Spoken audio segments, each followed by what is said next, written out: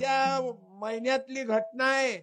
पुण्यामध्ये मुंबईला आईला सोबत नेलं, ते गावातलं घर विकून टाकलं आणि आई तुला अमेरिकेला नेतो. त्या म्हातारीले विमानतळावर सोडून दिलं. ते माऊली वाटपात बसली, मा मुलगा येईन, मा मुलगा येईन. मुलानं त्या मकानाचे पैसे घेतले आणि अमेरिकेला निघून गेला. आई रडता रडता डोळे गेले बाबू. भरून वासराली ताटी जवानाय तवा म्हणे तिच्या मंदी दिसते माझी माया, दिसते माझी माया. ते आखरी माय संपून गेली. आजच्या काळामध्ये माय बापाला महत्व द्या. मी जवान परिवाराला वंदन करतो. आपल्या वडिलाची अमृत महोत्सव, मी मा बापाचा कार्यक्रम घेतला होता गावात. आता मला तुमच्या गावातले एक जण भेटले. माय वडिलाची बॉडी आणली होती मेडिकल कॉलेज मध्ये. तुमच्या गावातले काय ते काय नाव आहे त्याचं, रोहिदास चव्हाण आहेत ना, रोहिदास काका. हा, देहदान करायसाठी माझ्या घरातल्या 3 बॉड्या बाईला सांगतो, तुम्ही मेल्यावर काय करता? मेला की मशानात नेता, 4 क्विंटल इंधन नेता. मंदातले काही चबरे लोक तूप आणा तूप आणा तूप. अबे मेल्यावर काय त्या मुर्द्याले तुपाची गरज आहे बे? चंद्रावर लोक गेले, चंद्रयानवर गेले, तुम्ही त्या मुर्द्याले पेटवताना तूप टाकता. अरे जिवंतपणी मायबापाले तेल खाऊ घाला, मेल्यावर काय करता? मी माझ्या जीवनभर जे कीर्तन केलं ते वागलो मी, म्हणून 52 वर्ष झाले मला कीर्तन ऐकणारच तुम्ही. तुमच्यातला एक जण घरी जाऊन दाखवा, 1 लाख रुपये हारतो मी. एकही घरी नाही जाणार, कारण हे पतिव्रतेचा विचार आहे, हा सत्याचा विचार आहे. तुम्ही काऊन घरी जात ना मला मालूम आहे. जोपर्यंत काकू माझ्याजवळ बसून आहे तोपर्यंत एकही काका घरी जाऊ शकत नाही. समजले काकू?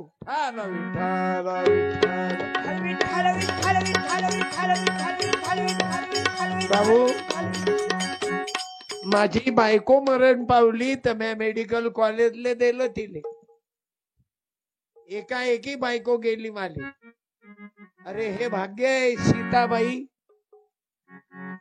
सीता आई आणि पंढरी भाऊ एवढ्या वयात दोघही मिळून मिसळायला भाग्य आहे तुमचं.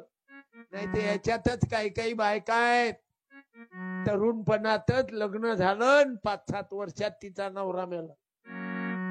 कठीण आहे हे, तर भाग्यवान जोडप आहे. तुम्ही कायम आता माईच पत्नी उभ्या होत्या भातकुलीच्या खेळामधरी. आता पंढरी भाऊचे भाऊ पुरा भाऊ, स्वर्गीय पुरा भाऊ, स्वर्गीय मोहन भाऊ गेले. वारंट निघाला की कोणी जमानत घेत नाही. आता माझा भाऊ 12 तारीखने मरण पावले. अभय पाटलाकडे होते इलेक्शनच्या अगोदर. वावरातून काम करून आले. आपण गरीब लोक कष्ट करणारे होते. मारात फारात फक्त रथात बसरला, पाय धुवा माराचं, तीर्थ प्या, ते गंदगी पसरू नका. पाय धुयाचं काय काम आहे? त्याचे बायका महाराजचे पाय धुते दुधानं दयानं, त्याच तीर्थ पेते. हे कोण्या डायरीत बसते?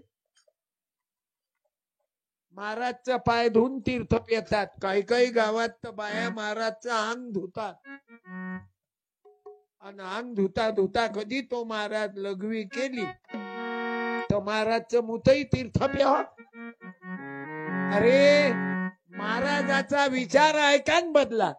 आज तुमच्या गावात माझं कीर्तन ऐकून एखाद्यानं तरी उभं राहा की मी मेल्यानंतर माझं देहदान करीन. सत्यपालनं माया तुझ्या घरात तुझ्या 3 दिले, पण आम्ही कीर्तन ऐकून मेल्यानंतर आमचं देहदान करण्याचा संकल्प करू आणि मेडिकल कॉलेजले अर्ज भरू. एखादा आहे बरं, एखाद्यानं तरी उभं राहा, मी आजपासून दारू पिणार नाही. पंढरी भाऊ पेले काय? किती वर्षात गेले? 75 वर्ष झाले, अजूनही ओके पोझिशन आहे. हा विठ्ठल, आलं लक्षात? हे दारू इतकी भयानक आहे. तुमच्या गावात तर कोणी पेत नाही, अत्यंत आदर्श गाव आहे तुमचं. नाही, हातपाय दुखले तेव्हा पेता थोडी थोडी. ते लग्न असलं तेव्हा आलू किडा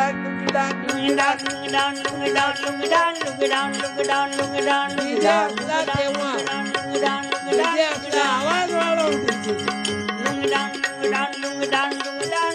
पण तुम्ही अक्कलवाल्या, तुमच्या साऊंडचं नाव काय बाबा रे? Rajurkar sound decorator. तुम्ही लोकाईले नाचवता, पोट्याले ढोंगणा हलू हलू बेदम, आणि पैसे तुम्ही कमावता. यायले जर अकला असत्या मग म्हणते आम्हाला नोकरी नाही, आम्ही आत्महत्या करून मरतो.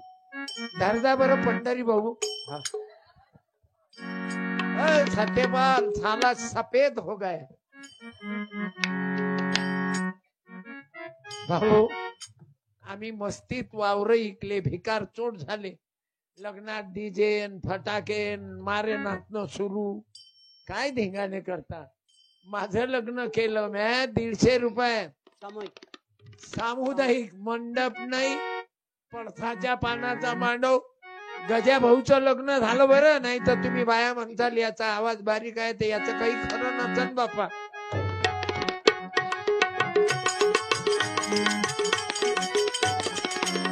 त्याच्या आवाजाचा गोळवाच मोठा आहे. गवळणी इतक्या म्हणते आई धरीला पंढरीचा चोर, धरीला पंढरीचा चोर, धरीला पंढरीचा चोर, गळा बांधून या दोर. धरीला पंढरीचा चोर, धरीला. काही म्हणायला लावा, इतका सुंदर म्हणते. याची एक एक स्टाईल आहे बाबू. लावणी म्हणते, भक्तिगीत म्हणते. आता बरं तुम्ही म्हणाल आवाज बाई सारखा आहे तर बा काही खरं नशी. गजानन भाऊले 3 लेकर आहेत आणि मला 2च आहेत. गजानन भाऊच्या मुलाचे गाणे YouTube वर आहेत, तुम्ही ऐका. पियुष पाल, गजानन चिंचोळकर. क्लासिकल म्हणते ना. आम्हाला दोघाईले क्लासिकल जमत नाही, आमचं बायसिकल आहे.